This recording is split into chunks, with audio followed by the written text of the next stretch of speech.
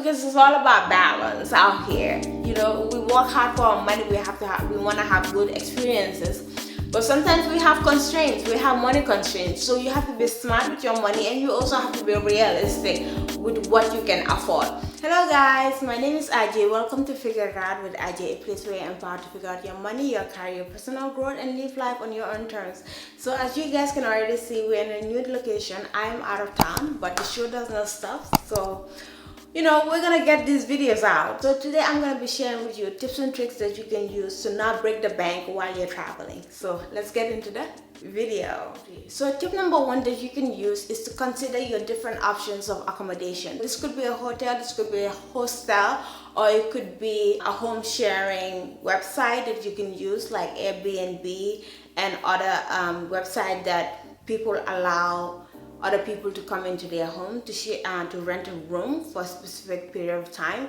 So I'm going to be talking to you guys like with these three options. So I'm going to start with the most affordable one, which is a hostel. So a hostel is usually like a hotel, but it's not a hotel because it does not come with the amenities of a hotel. So usually it's an accommodation that allows you to have a bed or like a shared bunk bed with different people traveling around the world. I was apprehensive with renting or booking a hostel because I didn't want to share with anyone. I'm not comfortable with sharing a room with other people.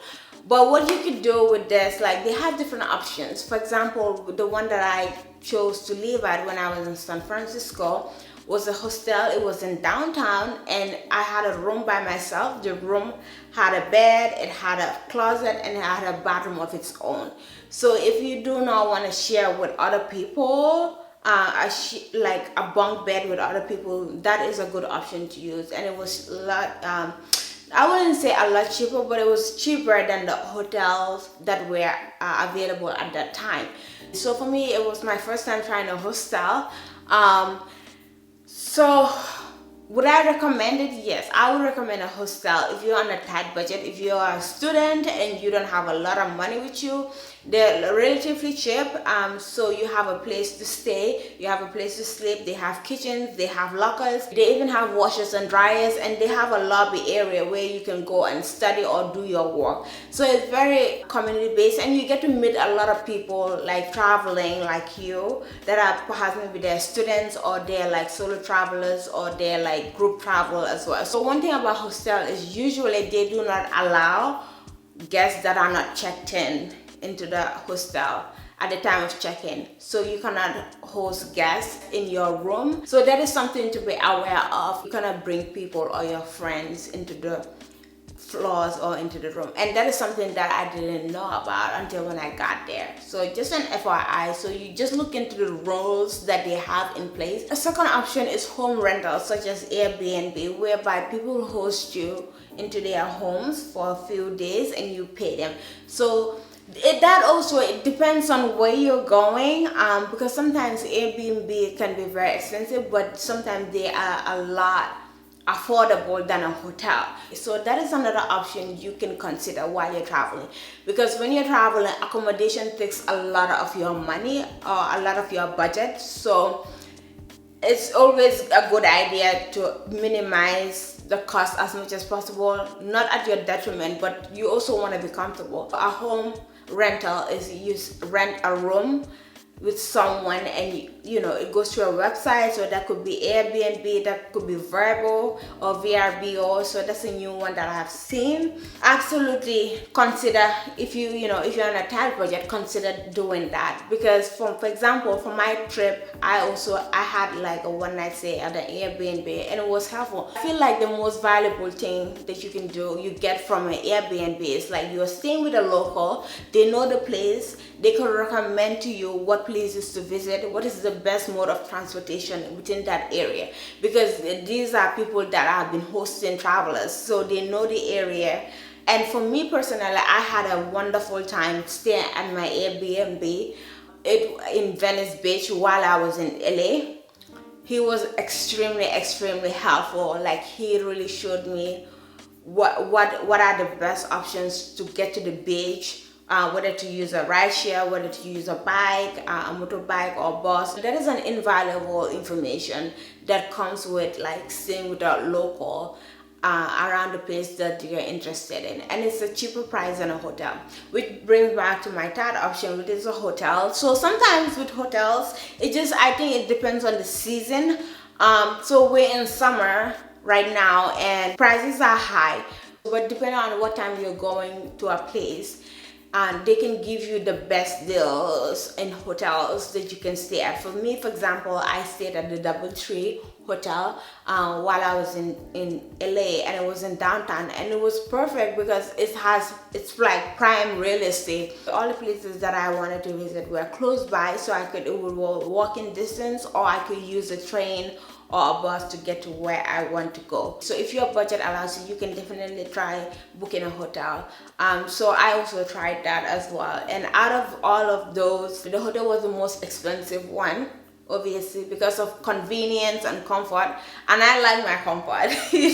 So those are the three options that you can consider: a hostel, a home rental, or a hotel. So do let me know down in the comments what your experience has been with these accommodations, and whether you tried them, whether you have not, and if perhaps you may be willing to try them.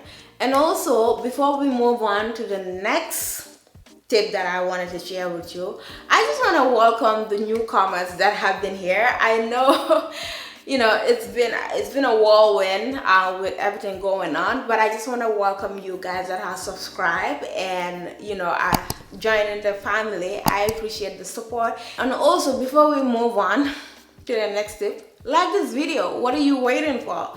Like the video. It helps with the algorithm, it helps with the performance of this video, and the more you like the video, the more YouTube recommends it to other people and makes it discoverable. So go ahead and give me a thumbs up on this video.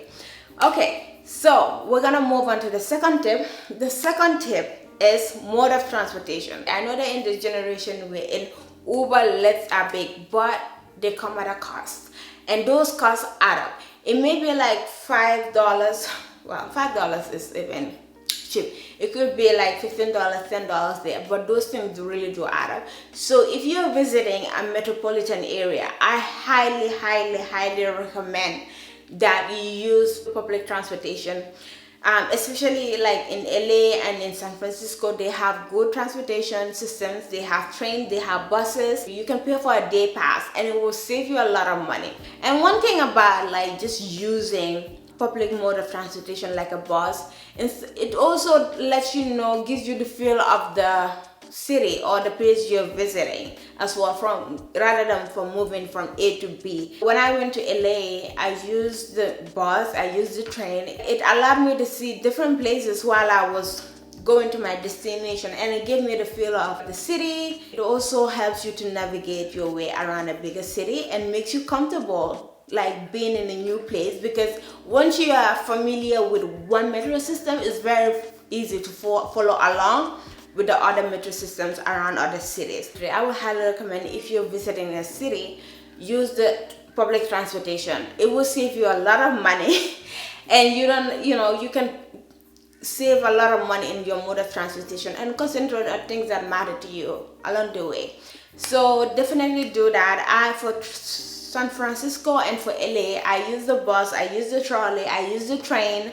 And these people, usually even with the bus people or with the train people, if you get lost, they will show you around. For example, I had a pleasant experience with a bus man who like showed me where to go. He was done for his last stop and he walked me all the way to where I needed to go, which was just an absolute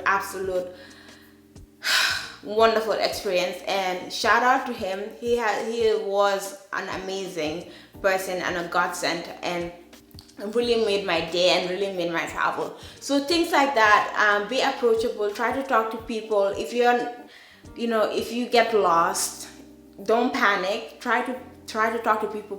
People will always help you find your way. Another thing is, like for me personally, since I am a solo traveler and I'm also a woman traveling, what I did most of the time is I use public transportation during the day. I use ride sharing apps during the night.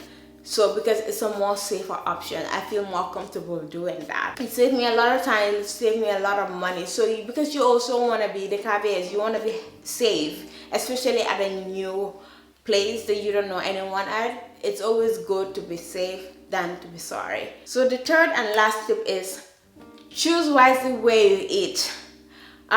Food, the cost of food does really add up, especially in these big cities that they're expensive. LA is expensive, for example. San Francisco is expensive as well. When I looked at what I was paying for a meal, for a dining at a restaurant, compared to when I did a takeout or I did delivery, it was way higher. For example, when I was in San Francisco, I dined in at a small restaurant for breakfast, and I paid like $30, whereby when I ordered in or I did a takeout, it was like $15. So that's a $15 difference. If you add all that, you have to have breakfast, you have to have lunch, you have to have dinner. It does add up, even though it's a few days. But you want to also be smart with your money. Like I said, the title of this video is how to travel and not break the bank. And you don't want to be back home and not have anything in the bank to pay your bills. Definitely consider where you eat, and also consider different options of where you eat. So what you could do is you can do takeouts, you can do delivery, and maybe you can choose 1 or 2 meals whereby you have a nice experience. Because it's all about balance out here. We work hard for our money. We want to have good experiences. But sometimes we have constraints, we have money constraints. So you have to be smart with your money, and you also have to be realistic with what you can afford. Another thing that I do is anywhere that I go, the first thing that I do is I find a 7-Eleven around where I live. For example, in a hotel, water is expensive. Everything is expensive in hotels, in airport. Things are just expensive. So the first thing that I do, I'll go to a 7-Eleven, get me gallons of water, 1 or 2, because that's what I could carry, and get me some snacks and some essentials or some breakfast essentials as well, so that you don't have to go to a restaurant to buy some breakfast food. So like yogurts or like bread and things like that, fruits.